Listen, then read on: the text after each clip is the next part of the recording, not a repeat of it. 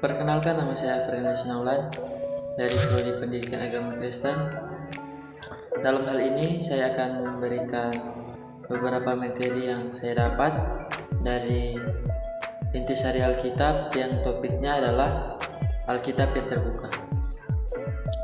Alkitab kita tersusun secara sistematis atau Alkitab yang terbuka yang memiliki 39 kitab Perjanjian Lama dan 27 kitab Perjanjian Baru. Dalam hal ini, Alkitab kita adalah Alkitab yang terorganisir dan tersusun secara teratur, progresif, dan tak terbatas oleh waktu. Alkitab kita dibagi menjadi dua bagian besar, yaitu ada kitab cerita lama dan cerita baru, dan dibagi oleh kertas putih dan menjadi 8 bagian irisan, menjadi 4 irisan cerita lama dan 4 bagian cerita baru. Dan dari sini kita akan mendapati hubungan dari cerita lama dan cerita baru.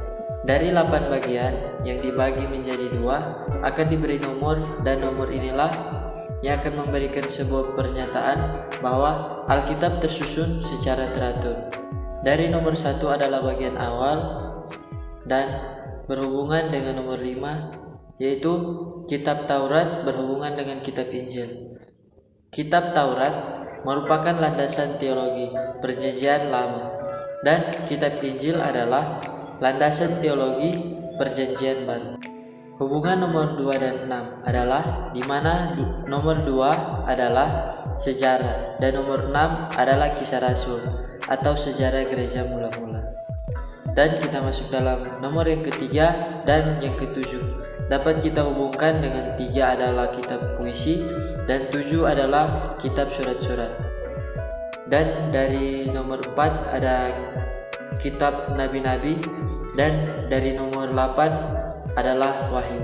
Alkitab kita telah disusun selama 1500 tahun untuk Perjanjian Lama dan 100 tahun untuk Perjanjian Baru. Jika disatukan menjadi 1600 tahun dan ditulis oleh 40 penulis yang hidup dalam jangka waktu 1600 tahun dan menulis suatu hal yang berkesinambungan tentang satu tema, yaitu kemuliaan Allah. Dan semuanya itu akan menuju pada pelayanan Tuhan Yesus Kristus.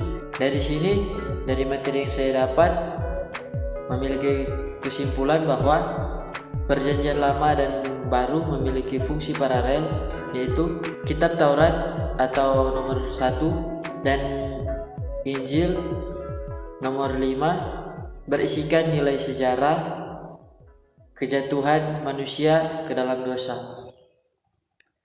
Dan yang kedua, sejarah yang ada dalam nomor 2 dan kisah para rasul dan kisah rasul nomor 6 yang menunjukkan perkembangan dari budaya dan yang juga menghasilkan badan tulisan. Kitab puisi yang ada nomor 3 dan surat-surat yang ada di nomor 7 meninggalkan 2 bagian unik dari Alkitab, yaitu kitab nabi-nabi nomor 4 dan wahyu yang ada di nomor 8. Kesimpulan yang saya dapat yaitu semua yang ada di Alkitab menuju pada satu hal, yaitu pelayanan Tuhan Yesus dan karya keselamatannya bagi semua umat manusia dengan satu tema besar, yaitu kemuliaan Tuhan. Inilah rangkuman materi yang saya dapat. Semoga bermanfaat. Terima kasih.